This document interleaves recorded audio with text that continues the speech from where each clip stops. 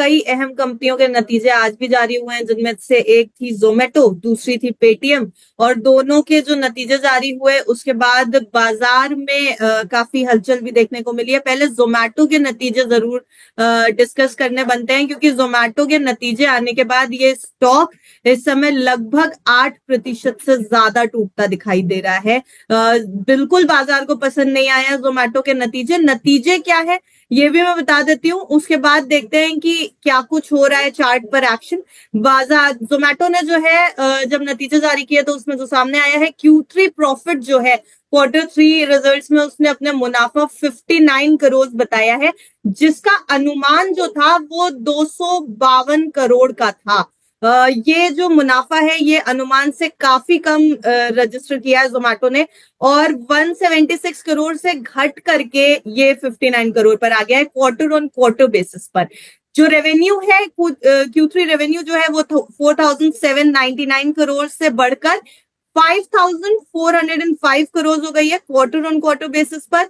एप्टा 226 करोड़ से घट गया है 162 करोड़ पर आ गया है, ये भी क्वार्टर ऑन क्वार्टर बेसिस पर है। और मार्जिन भी 4.7% से घटकर 3% पर आ गया है। तो रजत जी, बाजार को नहीं पसंद आया है, ये तो दिख रहा है शेयर प्राइस में ड्रॉप के बाद। कैसे रहे रिजल्ट्स, आपका क्या ओवरव्यू रहेगा इस स्टॉक को लेकर के? अब आपने पहले बता दिया 57% प्रॉफिट डाउन हो गया। जी। और ये अक्सर होता है स्टॉक मार्केट में, ये भी एक लर्निंग ही है, एक तरीके से सीख ही है। आप क्या समझ के चलते हो कि न्यू ईयर आया था, बहुत अच्छा क्वार्टर निकला होगा Q3। आमतौर पे जोमेटो जैसी कंपनी के लिए Q3 तोड़ फोड़ होना चाहिए, मतलब ऐसा क्वार्टर जो पूरे साल में ना आए हो, क्योंकि हम्म। एक तो नए साल का जश्न होता है। तो आपको ये यही कंपनी एक ऐसी लगती है जिसकी बहुत तगड़ी बिक्री हुई होगी, हम्म। और उसमें बिक्री तो आपको बढ़ी हुई नजर आ रही है ऑब्वियसली। लेकिन हम क्वार्टर क्वार्टर कंपेयर कर रहे हैं जोमेटो को, लेकिन जो ये मुनाफे की फिगर है 59 करोड़, किसी भी लिहाज से दूर दूर तक एनालिस्ट नहीं समझ रहे थे कि इतनी इतनी कम मुनाफे की फिगर आएगी। अब इसमें ना बहुत सारी चीजें, हो सकता है कि डेप्रिसिएशन ज्यादा हुआ हो सकता है कि कंपनी ने अपने बिजनेस में बहुत तगड़े तरीके से इन्वेस्टमेंट कर डाली हो, जिसका असर देखने को मिल रहा हो। हम्म। पर ब्लिंकिट जो है वो अभी भी लॉस मेकिंग ही है। वो अभी भी हाँ। बेटा पॉजिटिव नहीं आई है ब्लिंकिट। एक तो वो ड्रैग हो सकता है कंपनी पे, और कंपनी नए नए वर्टिकल्स पे बहुत इन्वेस्ट करती चली जा रही है जोमेटो। तो गोइंग फॉरवर्ड तो ये पसंद आएगा इंस्टीट्यूशन को। लेकिन आप ये भी सीखो कि ये स्टॉक 300 के लेवल पे जब जाता है, ब्रोकिंग हाउसेस की रिपोर्ट बहुत पॉजिटिव आती है, यहां पर उतनी स्ट्रांग नहीं आएगी। तो प्लीज थोड़ा रैशनल सोचिएगा। 300 पे थोड़ा कम, और धीरे धीरे अब जब नीचे जाता जाए तो एक्यूमुलेट करने का मौका आएगा जोमेटो में। 300 तक हम्म। भी तो ले जाना है ना, तभी तो रिपोर्ट लेके आएंगे। तो ये स्टॉक तो हो गया जिसका होना था। अब ये तो देखो कि ये आज के दिन का था, 8% एकदम से धड़ धड़ करके गया था। क्लोजिंग बेसिस पे 3.5% है, वो एडजस्टमेंट क्लोजिंग होती है। एडजस्टेड हम्म। क्लोजिंग ऊपर आ गई, लेकिन मैक्सिमम आधे घंटे में टूटा है last last half an hour में। अब 304 से लुढ़कता लुढ़कता 230 हो गया। तो ये हम्म। रिजल्ट से पहले की बिकवाली नहीं आई थी स्क्रीन पे, इतनी तगड़ी बिकवाली हो चुकी। 304 से होके पहले ही 230 दिखाई दे रहा है आपको। हम्म। तो ये जो आज होना थे, ये तो खैर नेगेटिव रिएक्शन है, क्योंकि उम्मीद से भी बहुत खराब आ गए नतीजे। उम्मीद तो हमने फिर भी थोड़े ऊपर की लगा रखी थी कि एटलीस्ट 250 करोड़ रुपए का तो मुनाफा दिखा दें, वो नहीं दिखाई। स्टॉक टूट गया। अच्छा, बनाने वाला भी देखो 250 करोड़ का अनुमान, मतलब 250 करोड़ 59 करोड़ बहुत मिस मारा है, बहुत ही ज्यादा मिस हो गया ये।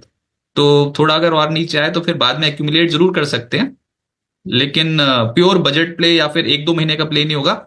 देखना होगा आपकी अब एक दो तिमाही, इतना एग्जिट तो नहीं मिलेगा जोमेटो से, लेकिन धीरे धीरे करके एक्यूमुलेट कर सकते हैं। बहुत बढ़ चढ़ कर जैसे कहते हैं ना मोमेंटम प्ले, वो नहीं रहा जोमेटो, थोड़ा सुस्ता आएगा। फिलहाल जोमेटो में थोड़ी सी सुस्ती देखने को मिलेगी। सर, एक रिजल्ट और आया है आज, वो है पेटीएम के नतीजे। पेटीएम के नतीजों के बाद क्या कुछ लग रहा है कि कैसा रहेगा शेयर का परफॉर्मेंस, कैसा लग रहा है ये स्टॉक? नतीजों के बारे में अगर बात करें तो नतीजे मैं बता देती हूँ कि जो पेटीएम की पेरेंट कंपनी है 197 कम्युनिकेशंस, उसने FY25 के लिए जो तीसरी तिमाही के नतीजे जारी किए उसमें 208 करोड़ रुपए का उसने नेट लॉस दिखाया है। और अगर बाकी डिटेल्स की बात करें तो अक्टूबर दिसंबर तिमाही में ये घाटा 221.7 करोड़ रुपए रहा था। तो फिलहाल ये जो नेट लॉस है ये जरूर कम हो गया है कंपनी का। वित्त वर्ष 2024-25 की तीसरी तिमाही में कंपनी की जो रेवेन्यू है सालाना आधार पर, उसमें 36% की गिरावट आई है, वो 1,828 करोड़ रुपए पर रह गई है। पिछले साल की समान अवधि में ये 2,851 करोड़ रुपए थी। तो 36% की गिरावट इस समय रेवेन्यू में दिखाई दे रही है। सर कैसा लग रहा है अब ये स्टॉक, क्या कुछ होगा इसमें इस रिजल्ट के बाद? नहीं ठीक है, ये नतीजे अनुमान से बेहतर हैं। अगर आप ये देखोगे कि घाटा हुआ है कंपनी को, लेकिन घाटा रिड्यूस हुआ है। और वो जो जेफरीज अनुमान करके चल रहा था वो तो 315 करोड़ लॉस का अनुमान करके चल रहा था, उसके मुकाबले 208.5 करोड़ का नुकसान कंपनी ने रिपोर्ट किया है।